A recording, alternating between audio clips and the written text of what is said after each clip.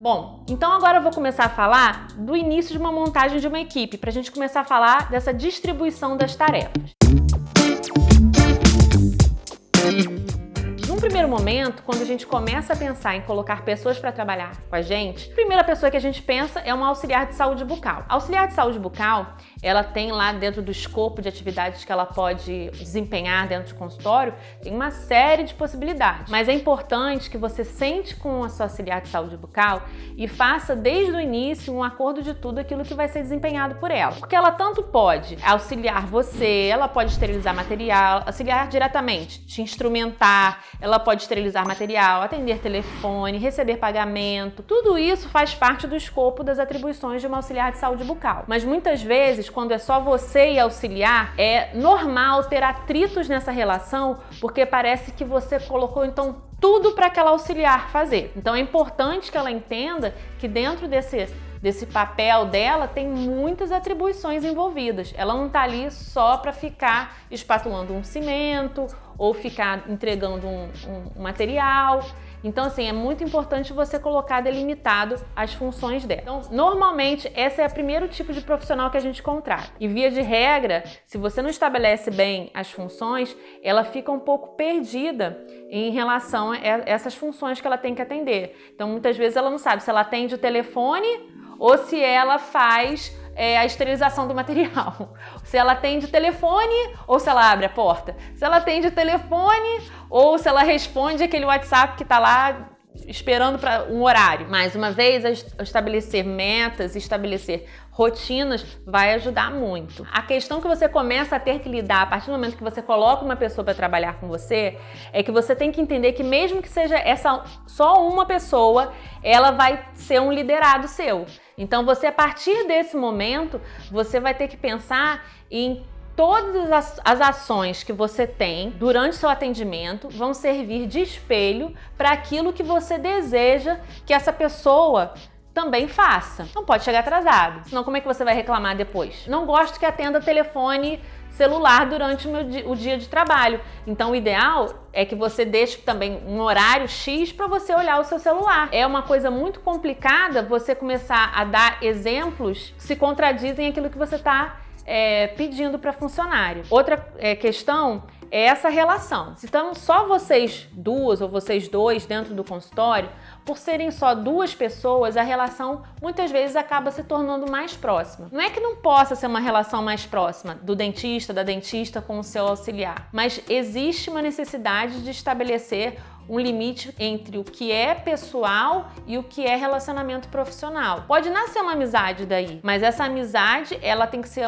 alguma coisa que não acabe deturpando aquela relação que começou como uma relação profissional, de trabalho. Porque muitas vezes, quando você começa a ter um envolvimento de amizade com essa auxiliar, você acaba no momento que você precisa chamar atenção por alguma coisa ou precisa fazer uma exigência um pouco maior de algum determinado item, a pessoa mistura, fica confusa. Parece que você realmente tá falando que não gosta mais dela, leva pro lado pessoal. E aí começam alguns desgastes e alguns atritos. Com o tempo, vão se avolumando e acabam muitas vezes ficando intransponíveis. E aí chega um momento que ou a pessoa vai embora ou você acaba tendo que demitir a pessoa. E é muito ruim esse momento de cisão, de separação em qualquer tipo de relação, inclusive na relação profissional. O ideal é que você saiba estabelecer esses limites. A partir do momento que você, de repente, cresceu o seu consultório e você está com uma clientela maior, você vai sentir que vai ser mais importante essa auxiliar ficar mais para dentro do atendimento com você e você ter uma pessoa lá fora que faça mais essa parte mais externa, o WhatsApp, as mensagens, e-mails, marcação dos pacientes. Esse já começa a ser um quadro mais favorável, onde você já começa a poder lidar de uma forma mais equilibrada com as atribuições de cada um. Agora, é importante que fique muito claro quais são as atribuições de cada profissional. E principalmente, se você está realmente numa migração, você começou sem um auxiliar, aí você contratou uma auxiliar, agora você vai contratar uma recepcionista, é importante que você se coloque sempre como o elo forte de toda essa relação. Por quê? Porque senão a pessoa que era sua auxiliar e que desempenhava todas aquelas funções, ela de repente vai começar a achar que a outra que você contratou e que agora desempenha alguma das funções que ela faz, ela não faz como eu fazia. Ela não faz do jeito que tinha que ser. Você começa a ter dentro do seu consultório um ambiente de rivalidade,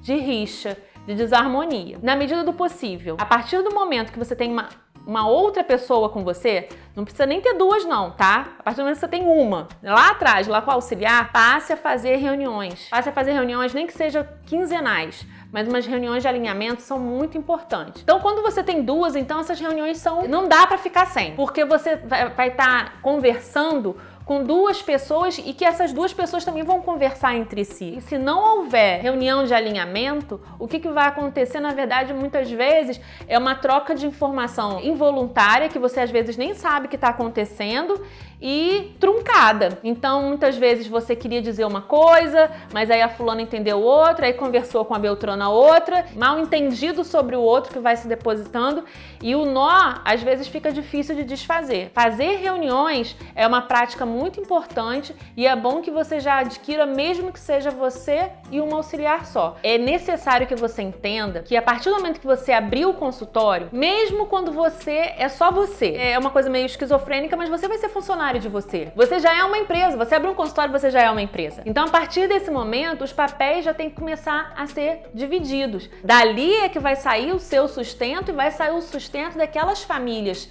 que depois vão entrar ali para trabalhar com você. Então, é uma coisa séria. Então, por ser uma coisa séria, ela precisa ser levada como uma empresa, com todas as regras. O ideal, até podendo, faça mesmo uma lista de regrinhas e a pessoa entrando para trabalhar com você, apresenta para ela, olha, aqui a gente trabalha com umas regrinhas, tá?